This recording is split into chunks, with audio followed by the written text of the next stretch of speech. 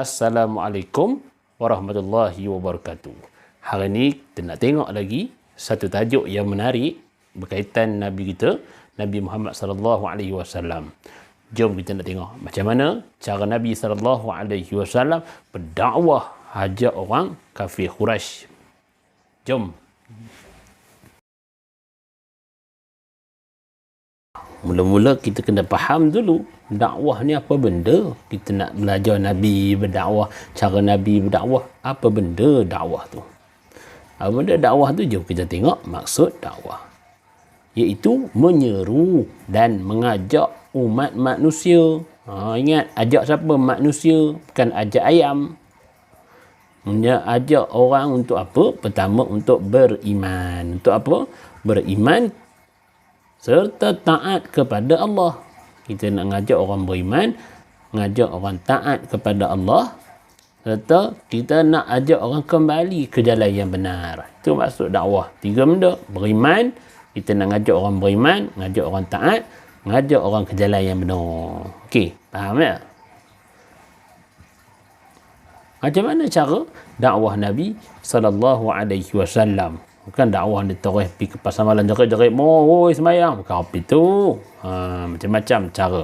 Nabi berdakwah dengan 2 cara. Pertama, dakwah secara lisan. Lisan ni Nabi bercakap. Ataupun cara yang kedua, kadang-kadang Nabi berdakwah secara perbuatan.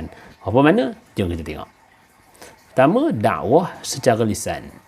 Nabi sentiasa beri nasihat. Kemudian kadang-kadang Nabi beri tazkirah. Tazkirah ni apa? Peringatan. Kadang-kadang Nabi berdialog. Dialog ni Nabi bercakap, bersembang. Supaya orang yang Nabi sembang tu kenal Islam. Dan kadang-kadang Nabi bercerita. Dan kadang-kadang Nabi berdebat juga dengan kafir Quraisy. Supaya mereka terima apa yang Nabi sallallahu alaihi wasallam bawa.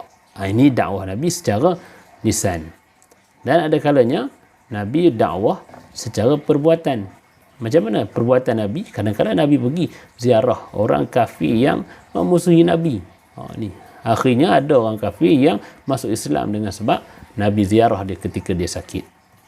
Kemudian kadang-kadang Nabi memberikan hadiah kepada orang yang bukan Islam. Dengan mudah-mudahan dengan perbuatan Nabi tu orang menerima Nabi, menerima Islam itu sendiri. Lain tu, Nabi juga mengutuskan surat. Ini contoh surat Nabi utus kepada Raja Heraklius. Kita hari ini sebut Raja Hercules. Supaya Raja Hercules memeluk Islam. Ini contoh surat. Banyak lagi surat-surat Nabi SAW yang masih tersimpan sampai hari ini. Kemudian Nabi menghantar utusan. Untuk apa? Untuk menyebarkan Islam kepada negara-negara Arab yang lain. Ini maksudnya cara dakwah Nabi. Dan yang akhir sekali, Nabi sendiri berakhlak mulia. Sabda Nabi SAW, sebaik-baik manusia ialah mereka yang paling baik akhlaknya. Maka Nabi itu adalah makhluk yang paling baik akhlak. Maka akhlak Nabi, perangai Nabi itu menjadi perbuatan Nabi yang menjadi contoh kepada orang, sampai orang gemar kepada Islam dan masuk Islam sebab tengok akhlak Nabi.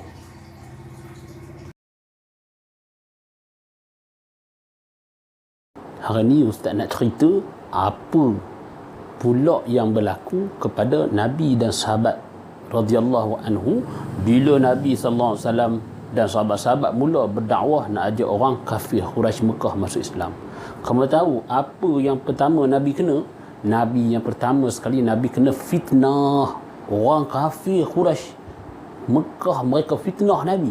Dia berkata Nabi ni pembunuh. Dia berkata Nabi ni penipu.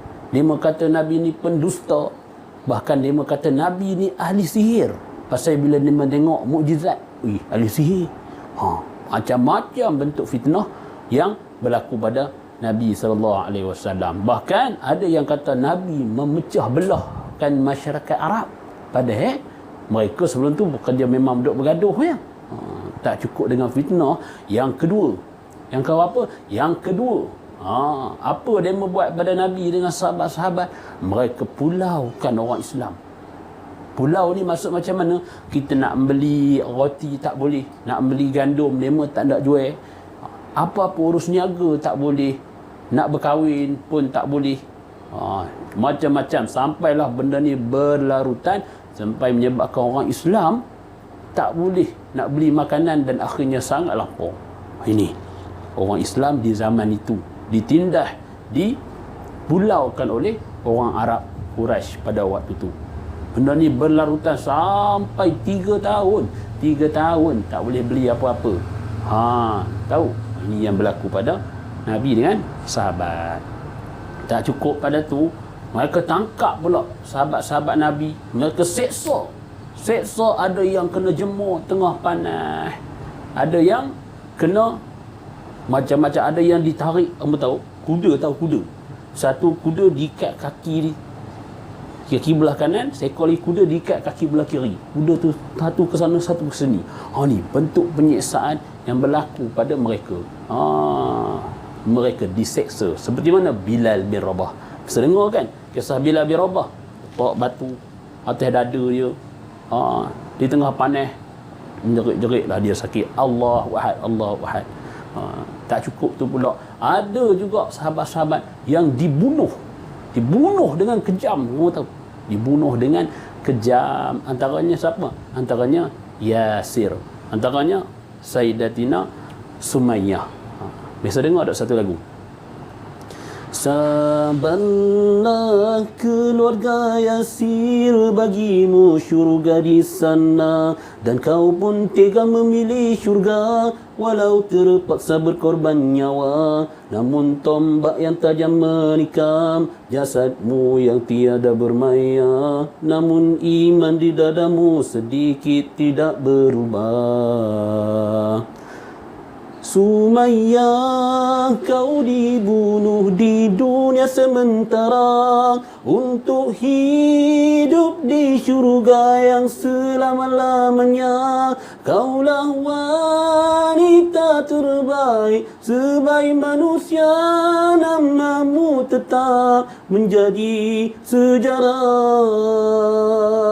Kaulah wanita terbaik sebaik manusia, namamu tetap menjadi sejarah. Cerita lagu pasal Sumayyah dengan Yasir. Boleh tengok cerita mereka lagi, macam mana kisah mereka dibunuh oleh kafir Quraisy.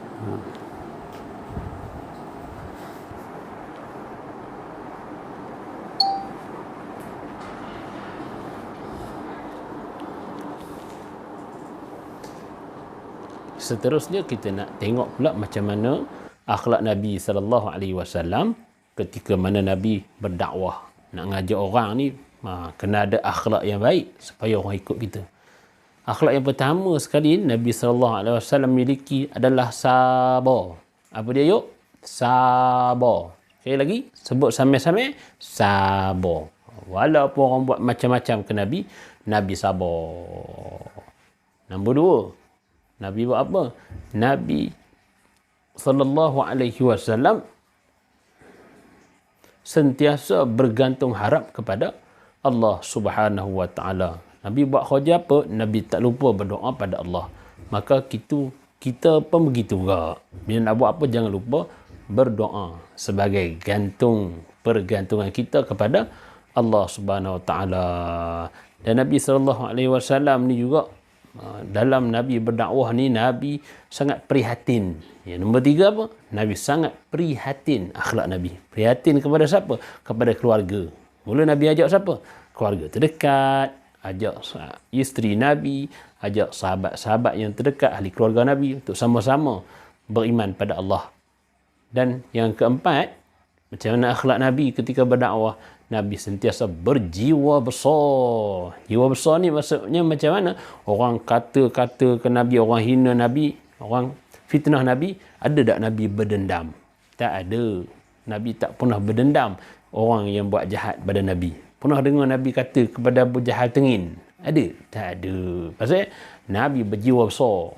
Sabar, berjiwa besar. Orang buat apa pun tak apa. Yang penting Allah ada. Kita pun patutnya mencontohi sifat Nabi SAW bila ngajak orang nak buat baik. Kalau orang tak nak buat macam mana? Itu bukan kerja kita. Kerja kita ngajak. Orang nak terima kehendak tu, itu kerja Allah Subhanahu wa taala. Laisa 'alaika hudahum walakinnallaha yahdi man yasha. Bukan ke atas, laisa 'alaika, bukanlah ke atas kamu itu memberi hidayah, tapi Allah lah yang memberi hidayah pada siapa yang dikehendaki. Maka jom kita ikut cara Nabi, sentiasa berdakwah dan ada seni dalam berdakwah. Wallahu alam. Assalamualaikum warahmatullahi wabarakatuh.